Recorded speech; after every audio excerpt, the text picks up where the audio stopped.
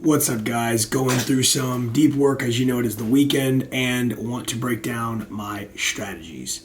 Three strategies that I trade every single day, whether I have intraday levels, supply and demand, whether I've got an ascending or descending trend line break, or I have a breakout trade or inverse H, which is very similar because breakouts I wait for retest and continuation anyways. Otherwise, we've got a push, retest, continuation. Those are your three. So supply and demand, break and retest, which in inverse H is also a break and retest, but off of an ascending or descending trend line. So we've got three touches and we fail, or the other way. We're going here and we break below. So those are the three trades I want to talk about. These are the three setups that I feel have worked the best for me so far. I want to just share this with you so you guys can compare, contrast. Feel free to jump in the comments and make any, of your own kind of discretionary. This is what I feel works for me. This is just what has given me some success, over the past, few weeks that I've noticed, and it's helping me on top of everything's about stacking on top of my proper risk management, which allows me to capitalize on the market moves. So as far as something that's in a range, being able to take a 1 minute or 5 minute time frame look at things is where I'm at. I will go early, look at the higher time frames, of course, to see if I am in alignment with where the overall move is going. If I am not, I know already mentally, and I try to still type all those things out so I know and have a clear, kind of conscious and clear thought of what I'm doing as I attack the market, that if I don't, for whatever reason, go with the trend, then I know that it's more of a scalp. I'm in and out. That's already my nature. So I hate to say it or use these words, but I can get away with it. But I still would like to hold longer moves if I can. This is also part of me leaving money on the table. Some of those trades I've shown you guys from last week where there was a $10 play to a sell side. I saw it pull back up. I got out early, and then it continued to go down $10 or $12. Those are the moves that I have to be able to catch, because those are the moves that are going to preserve my capital, save, for the rainy day. I have some extra cash to be able to expend to see if any of these other trading setups or opportunities present themselves as a good opportunity, as long as it falls into proper risk management and also falls into risk to reward. So if I am on my last few dollars, obviously now you're playing from behind. You're now having to deleverage or de-risk, and now I can't execute at the level that I need to. It's becoming more and more clear. I would love to say this will be the last one that I ever blow up or do wrong or get ahead of myself, but since I had to do that one run, that 5 miles and 100 burpees, and you guys can go back to that video and check it out, I have not broken my rules thus far, and I want to stay responsible on that exact thing. So I think what I'm getting ready to do is grab another top step. I do have this 50K one that I'm working. I don't want to get ahead of myself, but I do want to grab another 150, but I want to take this slow. Before, what I was doing was just solely grabbing this, chucking orders in, still working the exact same methodology, exact same three setups that I get on a 1 to 5 minute, while looking at the bigger picture of, are we going up or are we going down, and be able to do that on a higher scale account where I have $4,500 drawdown and I've got to make $9,000. So I implore you guys to take a chance on you. I implore you to really put the time in, learn from the mistakes that you're making, get better each and every day. I'm reading The One Good Trade by Mike Bellafiore, and already I'm in chapter 2. It's right at the beginning. I already finished the other one by Steenbarger, which was amazing. And it's kind of like there's 101, be your own personal psychologist, tips and tidbits. That's awesome. And so highly, highly recommend you guys read that. But I'm reading this one now, and I'm already wow, he's already speaking gems. And so I will be taking notes on that. I'll be ingesting that. I'll reread it if I need to, just really revamp on the things that I need to do. This is about capital allocation. This is about getting funded by multiple places or just the max, allocations on Top Step, on Apex if I decide to go there or whatever. As of right now, and you guys know this, I thought about this before. I have that the Webull options account. We're down extremely bad. I mean, we're down probably $100 or something like that. I didn't forget about the 300 to 3,000 challenge. That's not something that I've just tried to avoid or anything like that. Again, I give you guys 100% transparency here, and it is not looking too hot. So we're going to try to obviously jump in some, bring it back up, whatever the case may be. But this right here, in order to leverage, a bigger account size, in order for me to get nice payouts, in order to, start to stack money to the side, start to change things, start leaning into, I know that I can expect X amount. Or I've got a buffer of, if this is a 50K account, I move this up to 75K or something. And I've gotten so many payouts that it's like I can hold money in there and take a little bit more risk, but then make more reward, on that same particular trade. So these are the little things that I'm trying to advance to. But the bottom line is me getting better at my own skill, me getting better at execution, me getting better at me taming the beast, me getting better at driving this sports car that we call the markets. And as I get more proficient in it, and as I get more patient, and as I take my setups that come to me, and I stay out of all the other noise, this is when the profits will start rolling.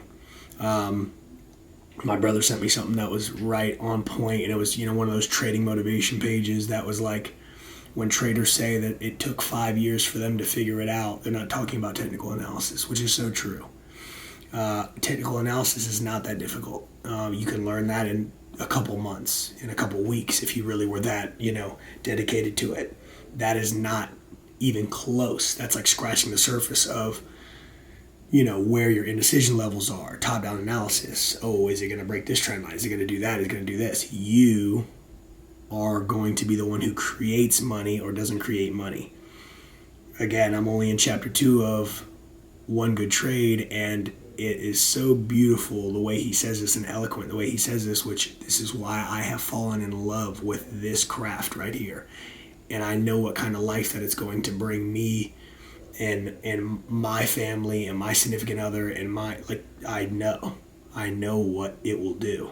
And so I'm going to continue to dive deeper and keep going because that's what it takes.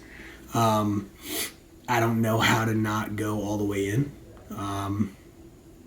I don't need any more convincing of knowing what the potential is.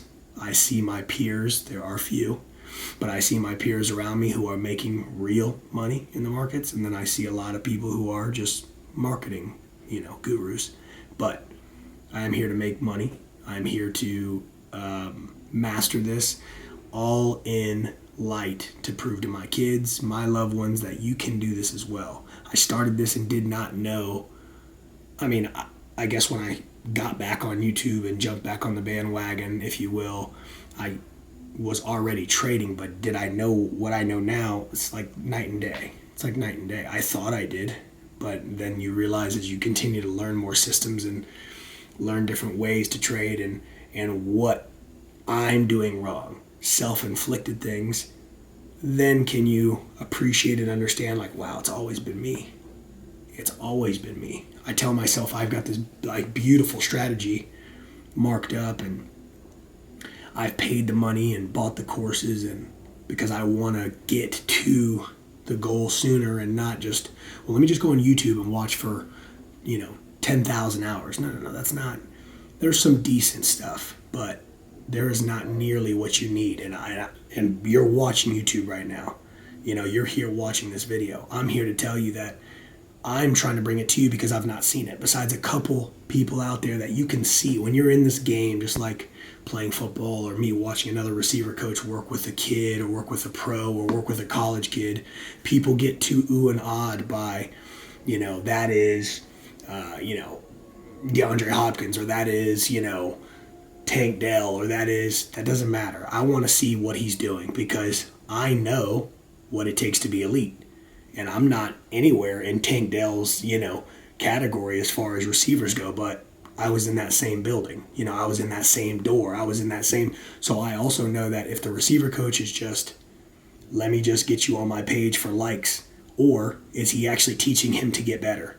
And that's what I see. That's what I'm looking for. Now, the parallel to trading is I've been in it long enough to know, okay, this guy's capping, this guy's lying, or, okay, this is legit. This guy's got let me try it as well because I can throw capital at this. Not courses, but maybe it is through a course where you learn this, but let me throw some capital, some skin in the game because that's only when it matters. If you don't have a position on, then don't give me your opinion about what you think the market is going to do. That's not me being arrogant or me being cocky or something like that. Everybody's out here trying to make it. Everybody wants to be a day trader. Everybody wants to drive a Lamborghini. Everybody wants to, and hey, I'm not saying that there's anything wrong with that or whatever, or just financial freedom, which you always hear me say time, location, and time freedom for me. The car is the cherry on top. The car is a trophy for me to be like, look at the accomplishment. Like every time I walk outside, that reminds me I never stopped. That's why I'll buy a car like that. Not because I'm like, check me out. Listen, I can disappear and just be living my life. But I'm not showing you because I want to flex. I'm showing you because I want to show you it's possible. Because I needed people like this to tell me it's possible. You can do it. You want to go play in the NFL? Go. But I always pushed all my chips in and said, it's on me. If I fail, it's on me. But all I can do is just continue to learn, continue to get better, continue to progress, keep chipping away, keep chopping wood, as they say. And you're trying to chop at that big oak tree, chop wood in one place, keep going. And then eventually, you're going to get to the middle of that thing, you're going to look up, wow, okay, I'm doing pretty good. And you're pulling profits out of the market. And then that oak tree is going to fall. And just like when you get up and wash your face and brush your teeth, you're going to do all your chart analysis. You're going to be able to see moves much smoother. You're going to know markets. But most importantly, you're going to know yourself better than anything. And so you're going to know when, okay, I'm starting to go on tilt. Let me get out of here. Let me shut it down. Or that's as much profit as I needed. Let's step away. And those profits, because of your skill, because of your confidence, because of your journaling, because you have things to reference, and there's no more recency bias is no longer, is no longer a hindrance. It's a tailwind. It's to your back. It's helping you progress. Then now you're like, I'm gonna size up some here because I've seen this multiple hundreds of times. And I know exactly how much I need to risk, and I know exactly how much range I need to give it, and I know exactly, and you feel confident in these moves. And when they go your way and you're still taking those 1-2s, or you're taking those 1-3s, or 1-4s, or more, you are now looking at P&L after the process. You did a great job dissecting, having a hypothesis, following through on the hypothesis, putting skin in the game to see, is this trade going to work or not? And then you look up at the P&L and go, holy cow, I made a lot today. But you still don't let that get to you because you want to figure out, how do I continue to do this? Because $10,000 on one day is great. This stack of money on one day is great. But can I keep doing it? Can I keep making this money every day and put it away? Put that in the bank. Boom. Grab another one like this. Drop it into my hand. 10,000. Another one. Again. Tuesday. Wednesday. Thursday. Okay. Half on Friday. Whatever. And keep, and that is what they call in some books the eighth, and obviously there's not an eighth, the eighth wonder of the world. Compounding. The compound effect. 10,000 adds up, guys. 10 times. That's 100,000. 100 times, that's $1 million. 1,000 times, that's $10 million. Hopefully I'm doing that correctly. I hope I'm doing that math right. 10,000 times 10,000. Yeah, that's 100 million. Excuse me. So I was wrong. 10,000 times 10. That's 100,000. What am I talking about? 10,000. Oops, I would do 100,000. That's why. Times 100. Yeah, that's 1 million. Excuse me. Yeah. And 1,000 times 10,000 times 1,000. That's 10 million. Yep. Can you keep putting this in your hand? Or does it elude you? Or are you such a concern? You're a money manager. You're supposed to control risk. Or are you so conservative you're like, okay, I'll take that. That'll work. Just one of those. Just one crispy bill. Okay, that'll work. How long will it take you? Okay, just that. Okay, wait, I lost one. Okay, now the next day I got it back. Oh, I lost one. Take it back. Okay, then Friday I came back and I made it. How much did you make? 300 extra bucks? I'm not saying that that's to master who you are. It doesn't mean it doesn't take this kind of discipline to go, just take a little. Be disciplined to take a little and take what the market gives you.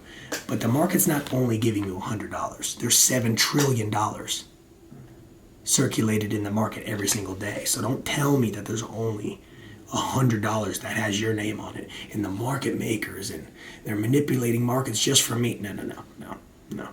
While you're complaining, somebody made $1 million. And they had a big account size. They had a big, nest egg to leverage their money on money, right? But understand, somebody made $10,000 and did that in the first 5 minutes in the market. So the money you lost on that day, guess what? You were liquidity, bro. So I took it from you. So don't get discouraged. What I was going to say about the one good trade, and it's I love the way he says this, is he goes, unlike other jobs where at the end of the year you are now talking about you need to ask for more responsibility, like in the corporate world. You need to, ask for more responsibility so we can pay you more. Talk about, pay structure, things like that. Try to negotiate, pay structure, etc. None of that has to happen. Why? Because you're only taking a percentage of the big pot that the entire firm makes. The firm makes $100 million in a month, let's say. No exaggeration, probably more, but let's just say 100 million on just to make it round number, right? 9 figures, okay? You get, let's just pretend, there's your 10 mil, boom. We still got 90, but here's your 10 mil. You're going to give your broker or S&B Capital a little piece of that. Okay, so boom, you took 100 mil, you give them 10, boom, and you keep 9.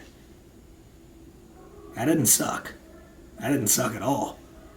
And you did that by leveraging, going into a prop firm and making money. But what he says is you get on the screen and you decide that the market is going to go up or go down, or you're making an assumption that it's going to go up or go down. You have a conviction. You now execute on this conviction. And there is a scoreboard that comes on the screen, in dollars and cents, by the way, that tells you if your idea was right or not. And if you are wrong, give it to me. And we will take that, thank you. And depending on how much risk, you could have blown yourself up, or you could have made this. Here you go. Great job playing today. And you take that money and walk away and do that on a consistent basis. And people don't think about it in the sense of him saying a money manager who can make 30% is destined to get more capital. Okay, we've given you 100 grand. Here's 500 grand. Here's $1 million. Here's 10 million to play with. Now go make the same 30% on that, because now this is no longer a little bit of money. This is a lot of money you're making the firm. And now the payout structure for me as Mike Bellafiore to give you is much more. I'm like, yes, your pay structure is now no longer 60-40. Now it's 70-30 or 80-20. But you're one of our senior traders now. So that is how the game goes. I'm not telling you anything you probably don't already know, but if you don't know, there you go. But it's awesome. I love the way that he says that because there's nobody who's stopping you from making money, guys. Nobody. And you're going to find out right now if your hypothesis or thesis on that particular market move was correct or not. And there needs to be a definitive, defined amount of risk that you're willing to put on one trade to find out, let's go do business. And if it's 3, is it 5? Is it 7? Or is it 1,000? Or more? This is what you're willing, if you have enough skill, this is what you're willing to risk per trade. And if you risk that, I'm going to put that on the table. The minute that my stop loss hits that, that's how much I'm giving to the market. If it goes above this, in the cases of buying, I'm going to take double that. And I will continue to play. And if I lose it, okay, I've got however much capital left. And so props in places like Top Step are the best places to be because they are leveraging your skill and willing to give you the capital up front on a simulated, with real market data, but on a simulated account that they will gladly pay you because they're like, this guy or this gal is very talented and we want to pay and put money behind this person. So keep going to make money and we will pay you out as much as you want to be paid out. As much money as you can make us, we will pay you. And those are the companies that you want to work for. So in short, the ascending, descending trend line break, inverse H's, and consolidation, continuation, right? Essentially, I'm still waiting for a retest and continuation, but breakout trades are the 3 setups I'm looking for on a 1 or 5 minute, and then looking at the higher time frames to find out if we are going in the market direction or are we not. Are we going against it? If we're going against it, we need to be very careful about what we're doing. But I know that if we are in sync with the overall trend, as well as into some sort of scalp situation on a 1 or 5 minute time frame, I might be able to sit in that, see demands broken, see new supplies made and rejected, and continuation on $10, $12 moves with size, with volume, with speed, TPO, with weekly VWAP, with these other confirmations and confluences are telling me I need to put more size behind this intuition I have from seeing the market move. I need to be able to put real capital on an A+ setup behind it so that I can rest assured that when I don't see the market quite as clearly on some of those days, because you will lose, it's a part of the game, that's not the time I'm in a 10 lot. And I just did it because, I thought that was going to be the right play. No. It's knowing your weaknesses. It's knowing your strengths. It's capitalizing on your strengths, and it's minimizing your weaknesses. I don't know how else you want me to tell you. All I do all day is study this market. All I do all day is read books. All I do all day is do my best to be the best trader I can be. And I love the domino effect of what trading allows me to be because I am becoming a better man. I don't know how to be sloppy. I don't know how to be sloppier, of a person.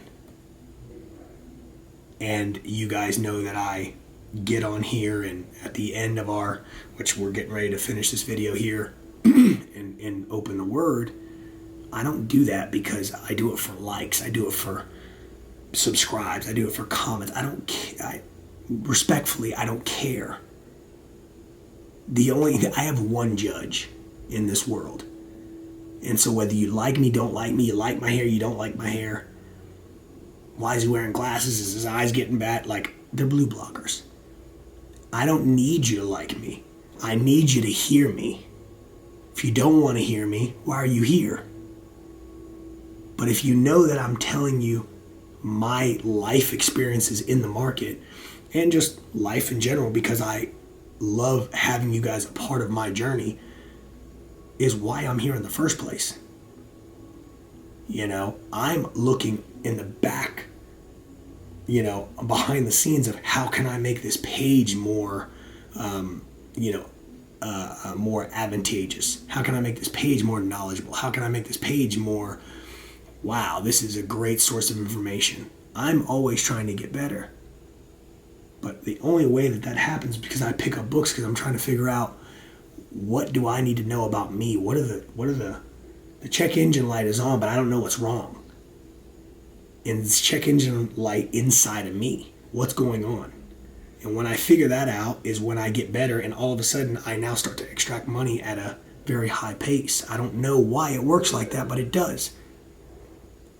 And I'm sure there's some anomalies where, you've got a real asshole on your hands, excuse my French, and they're able to make money, but they're just slime balls.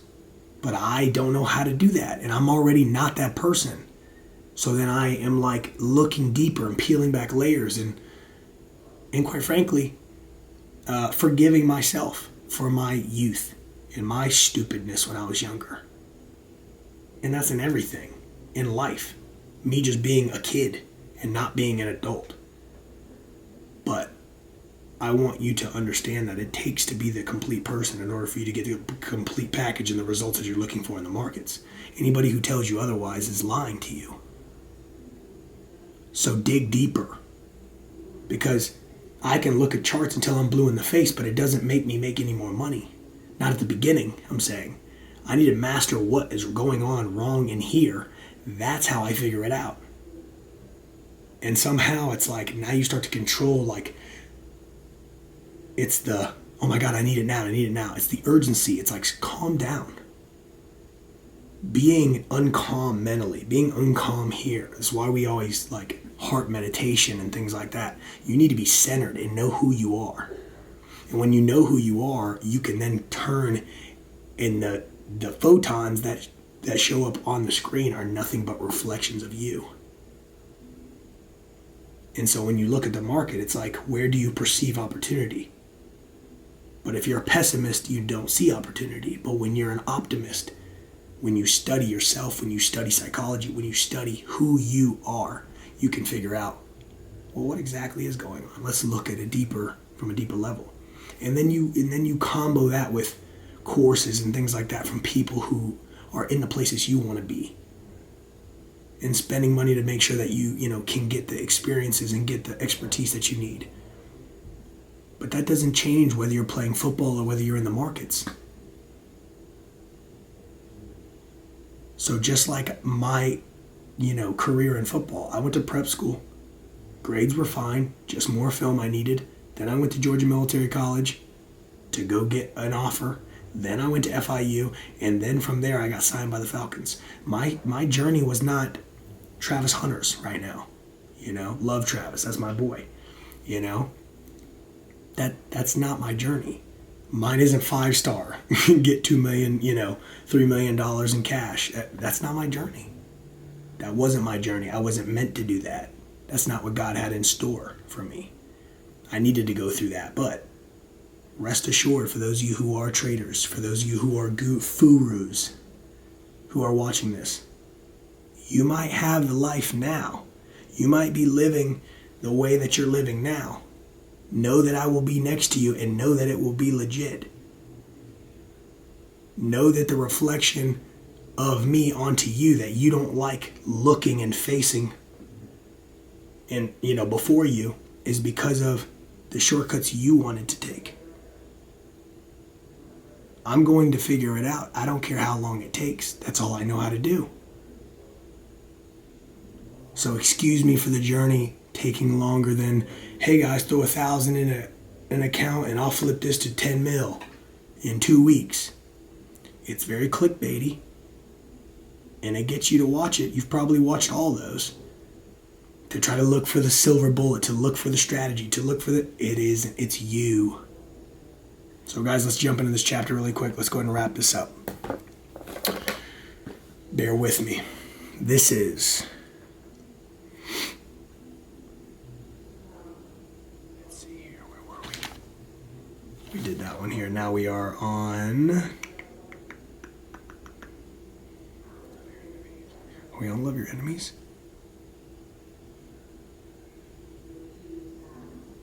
Empty promises. This is the one we're on, I believe. And don't say anything you don't mean. This counsel is embedded deep in our traditions. You only make things worse when you lay down a smokescreen of pious talk, saying, I'll pray for you, and never do it, or say anything, God be with you, and not meaning it. You don't make your words true by embellishing them with religious lace. In making your speech sound more religious, it becomes less true. Just say yes and no. When you manipulate words to get your own way, you go wrong. That was a quick one. That's it for today. Matthew.